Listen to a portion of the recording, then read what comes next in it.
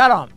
قیام و انقلاب دموکراتیک مردم ایران داره پرتوان پیش میره و در طی مسیر پرشکوهش از قله‌ای به قله دیگه مراحل و سرفصل‌هایی رو پشت سر گذاشته. شعارهاش هم گام به گام متکامل شده.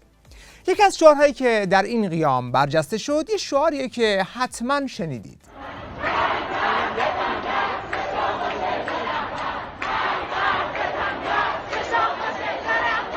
این شعار که مضمونش نفی دیکتاتوری گذشته و دیکتاتوری فعلی هست، در مراحل بعدی در قالب شعارهای دیگه مردم هم بیان شد، مثل مرگ بر شیخ و شاه، ساواک باشه یا سپاه که روی دیوار نویسی ها مشاهده شد، و یا شعاری که در قیام بلوچستان دادند: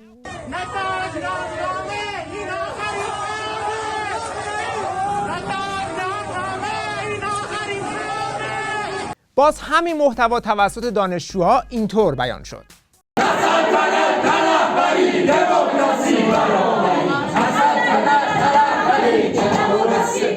به هر حال این خواسته نفی ستمگری در هر شکلش داره توی این قیام به انواع مختلف بیان میشه، هم در تظاهرات مردم در داخل کشور و هم در تظاهرات ایرانیان خارج از کشور.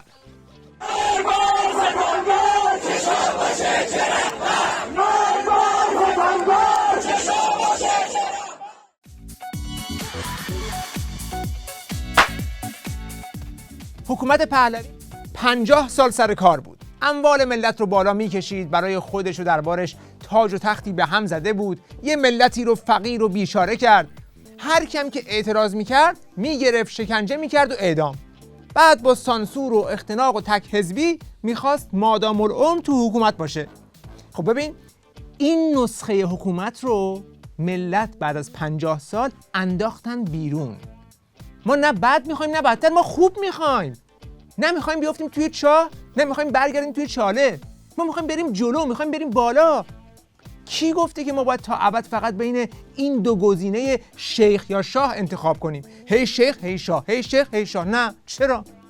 اتفاقا با کنار گذاشتن این دو گزینه تازه ذهن باز میشه روی گزینه جدید، گزینه جمهوری دموکراتیک.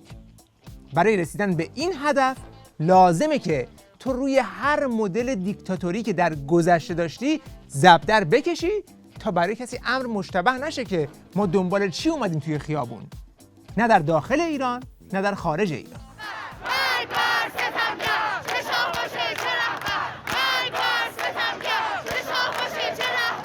بعضیای دیگه هم هستن که یه ایراد دیگه به این شعار میگیرن و میگن اومدیم و فردا یه سیستمی اومد که سیستم فاسد در اومد، اصلا همون جمهوری شد دیکتاتوری.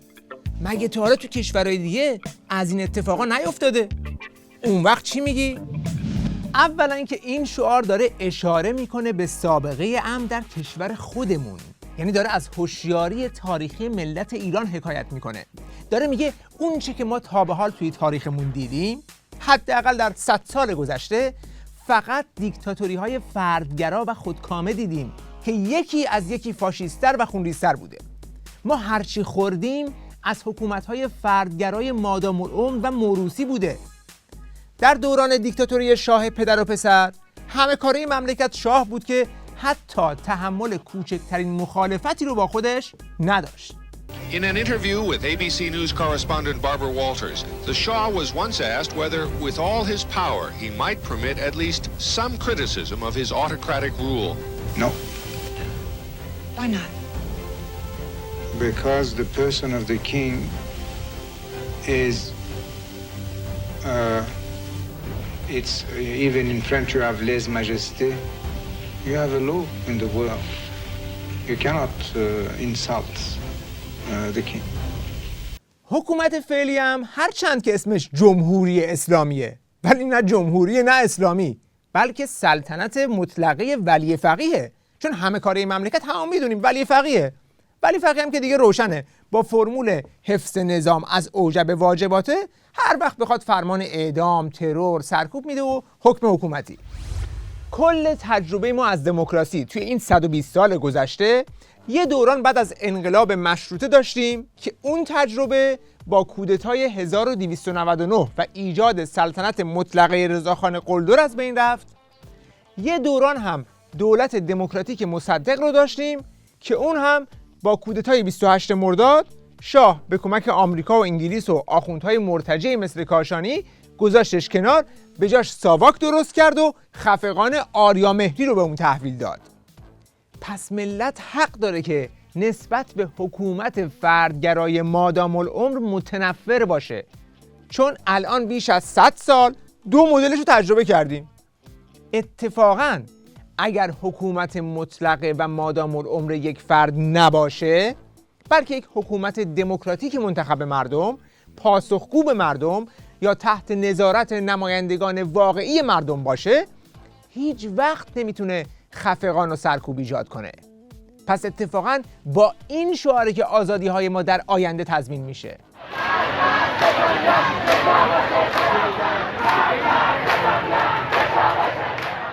اما یه نقدی که بعضی‌ها به مطرح کردن این شعار در شرایط فعلی میکنن اینه که میگن با این شعار شما دارید سلطنت طلبا رو از صحنه مبارزه برای براندازی حکومت آخوندی حذف میکنید.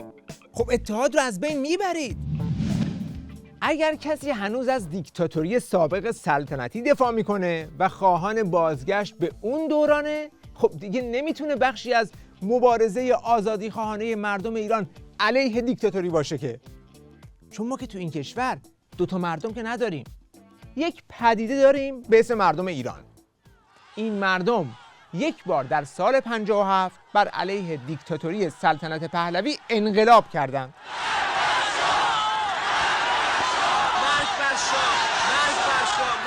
دیکتاتوری پهلوی که با حمله خارجی کنار نرفت، با کودتا که کنار نرفت، با کودتای حمایت شده توسط خارجی سر کار اومد، ولی با انقلاب مردم سقوط کرد.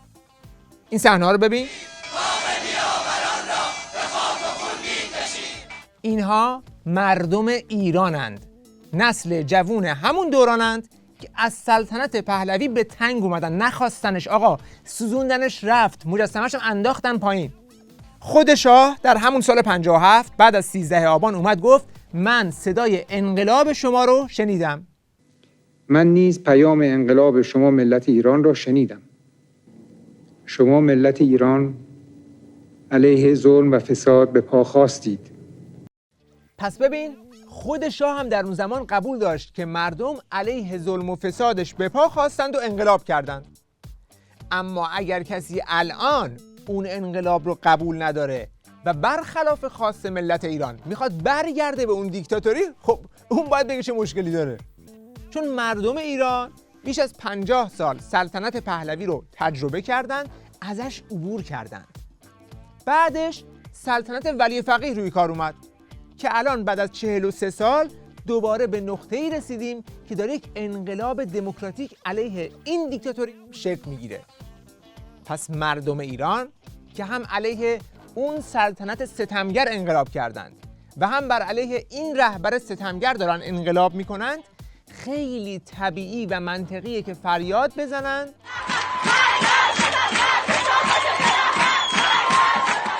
آخه شما نگاه کنید، کسانی که الان هنوز سنگ اون دیکتاتوری سلطنتی رو به سینه میزنن چه جور آدمایی هستن؟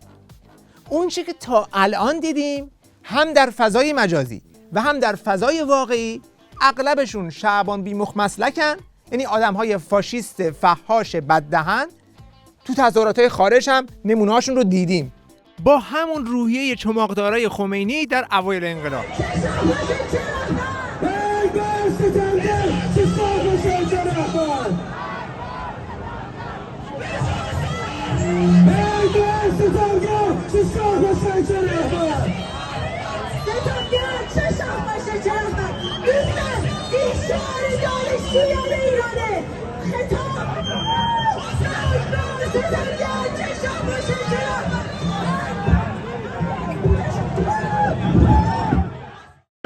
فیلمتون هست، آدرستون هست، یکیتون رو میایم سراغتون. اون پرچم رو هر کونده باز کرده میایم سراغتون. اون کسی که پرچم باز کرده میایم سراغتون. این حرفو ضبط کنه امشب پلیس فقطون جلو تمام میشه. از راه قانونی ما میتونیم همه رو پیگیری کنیم.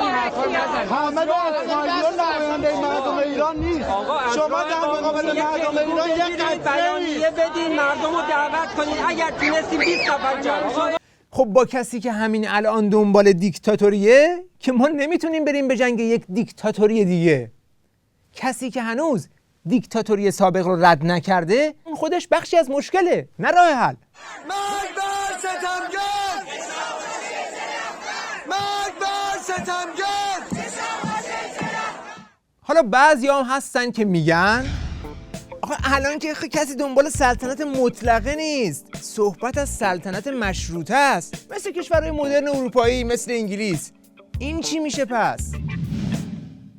واقعا نمیفهمی یا خودت رو به نفهمی میزنی که ایران رو با انگلیس مقایسه میکنی؟ آخه در انگلیس تاریخش رو اگه ورق بزنی، سلطنت از صدها سال پیش قدم به قدم استحاله شده، رفرم شده تا تبدیل شده به یک نهاد بدون قدرت. اما تو ایران چی؟ درست برعکس، سلطنت مظهر دیکتاتوری و فاشیسم و وابستگی بوده. هرچی هم که زمان گذشته بدتر شده. ناصرالدین شاه و مادرش مهد اولیا امیرکبیر رو کشتند.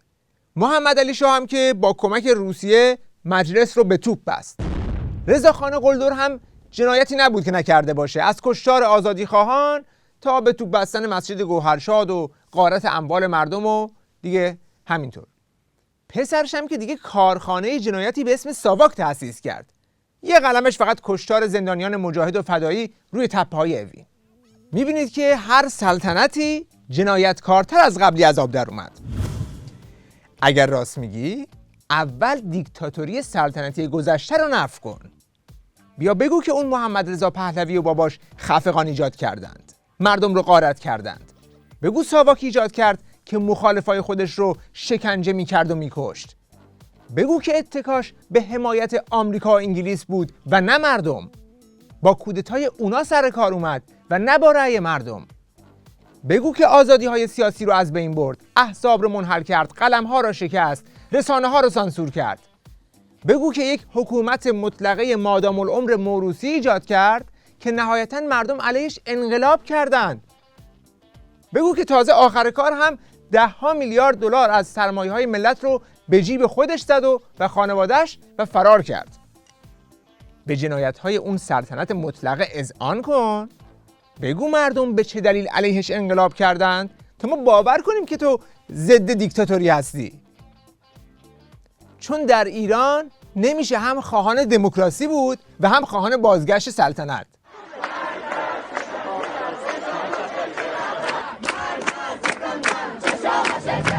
دفعه قبل سال 57 حواسمون نبود و بعد خمینی اومد و روی موج انقلاب سوار شد و 43 سال الان سر کارم. حالا اون دفعه هنوز ملت ایران چنین چیزی رو تجربه نکرده بود. یعنی قبلش کسی سلطنت ولی فقیه رو که ندیده بود. همه فقط از سلطنت شاه آسی بودن، میخواستن هر طور شده زود تندسری اون شاه سرنگون بشه. اونجا هم خمینی گفت همه با هم بریم شاه رو سرنگون کنیم، ولی بعدش رفت نشست روی کرسی ولایت. این دفعه ما اون تجربه رو داریم. این دفعه ملت هوشیارن. بعد از 50 و چند سال سلطنت موروثی و مادام العمر پهلوی و 43 سال هم سلطنت مادام العمر ولی فقیه، دیگه میخوام برم برای حکومت مردمی، حکومتی که به مردم پاسخگو باشه، قابل انتخاب باشه، قابل حسابرسی باشه، قابل تغییر دادن باشه. حکومت فردی که بخواد مادام العمر در رأس حاکمیت باشه، بخواد نخواد دیکتاتور پروره، بخواد نخواد ستمگره. پاسخش چیه؟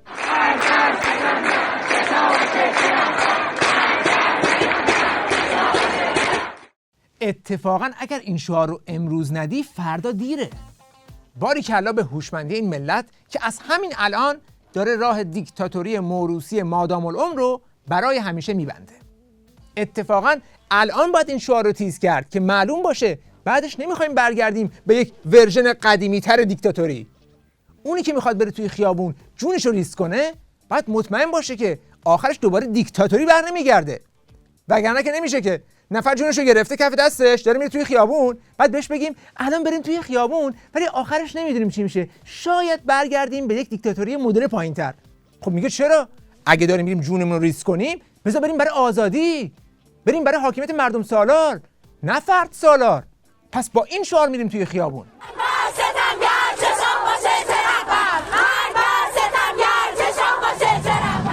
برای اینکه ببینیم این شعار اولین بار کی و کجا داده شده، یک کم تاریخ رو ورق میزنیم. میریم تابستون سال 88 وسط خیابونای تهران.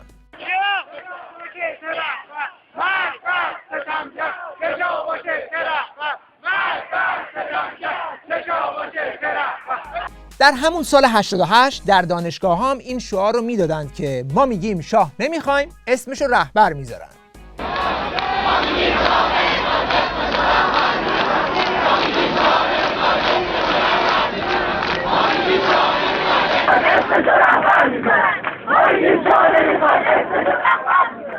در جریان اعتراضات بعد از موشک زدن جنایتکارانه سپاه به هواپیمای مسافربری در دی ماه 98 هم یادمون هست که این شعار بارها شنیده شد.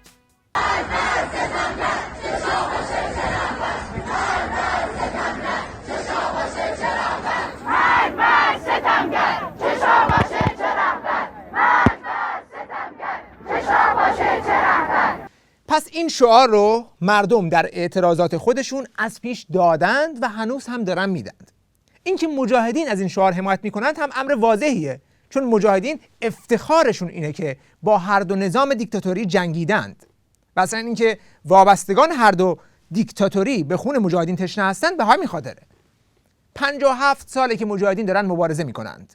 انسانهای بیشماری اومدن توی این سازمان و برای آرمان آزادی مردم ایران مبارزه کردند و توسط این دو دیکتاتوری به شهادت رسیدند. پس خیلی طبیعیه که مجاهدین از این شعار مردم حمایت میکنند. ولی آیا فقط مجاهدین دارن این شعار رو میدن؟ نه. ببین، این مردم ادامه همون مردم 57 هستند که به دیکتاتوری شاه پایان دادند. ولی زخمایی که از اون دیکتاتوری دیدن که از تاریخ نمیشه پاک کرد. بزرگترین زخمش رو اومدن همین حکومت آخوندیه، چون این شاه بود که همه نیروهای انقلابی و دموکرات مثل مجاهدین رو دستگیر کرد، اعدام کرد یا مخفیانه و علنی به قتل رسوند و از طرف دیگه دست شبکه آخوندها رو باز گذاشت که فعالیت کنند و اجازه داد که خمینی رو سوار انقلاب مردم کنند. مجاهدین که خمینی رو انتخاب نکردن، مجاهدین رو اون زمان شاه سرکوب کرده بود و توی زندان بودن. بنابراین فرصت به خمینی داده شد که با فرصت طلبی و کمک شبکه آخوندی که داشت سوار موج انقلاب بشه. علاوه بر این، سرکوب ملیت‌های کرد و لر و عرب و بلوچ و گسترش محرومیت در بین اونها رو در زمان شاه که مردم فراموش نکردند. اعدام‌ها و قتل و شکنجه‌های ساواک رو که مردم فراموش نکردند. کودتا علیه دولت ملی مصدق رو که مردم فراموش نکردند. بنابراین همه نیروهای آزادیخواه و ضد دیکتاتوری در این شعار با هم به وحدت میرسند. اتفاقاً این شعار بیانگر یک خواست عمومی است و حرف مجاهدین هم از خواست عموم مردم که جدا نیست. مجاهدین هم دارن برای همون آزادی و حاکمیت جمهور مردم مبارزه میکنند که همه مردم آرزوشو دارند. بنابراین این یک شعار ملیه.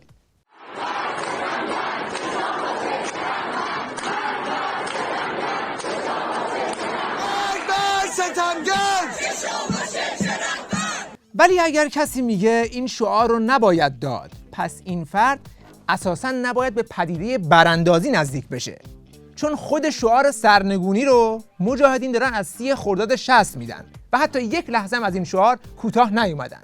ولی امروز ما همچنان افتخار میکنیم که وقتی گفتیم مرگ بر ارتجاع پاش ایستادیم و تا آخرین نفس و تا آخرین قطره خون هم خواهیم ایستاد، همچنان که گفتیم سرنگونی سرنگونی سرنگونی.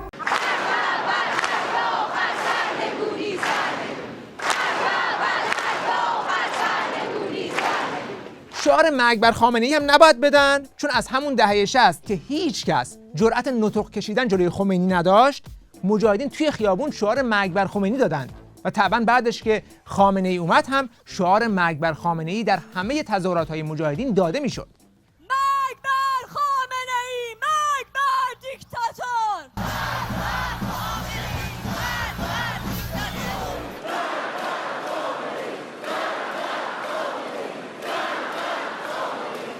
مثل شعار مرگ بر اصل ولایت فقیه که اون رو هم مجاهدین همیشه دادند.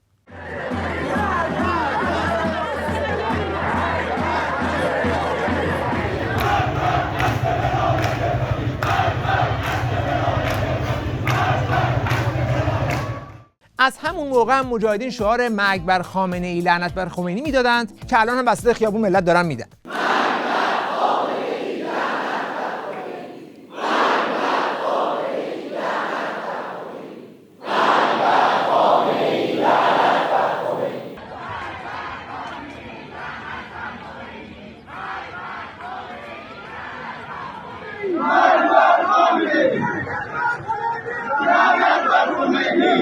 شعار میکشم هر آن که خواهرم کش رو هم مجاهدین از سال 1390 دادن و امروز ملت تو کف خیابون دارن میدن.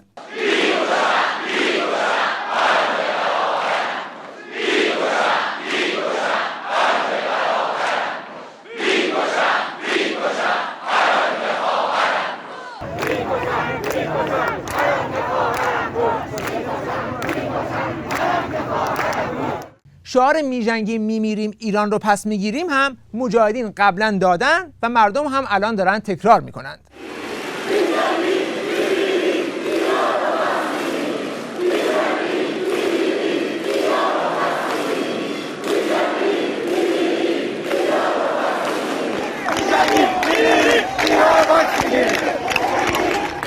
چهارشنبه 40 مهسا امینی.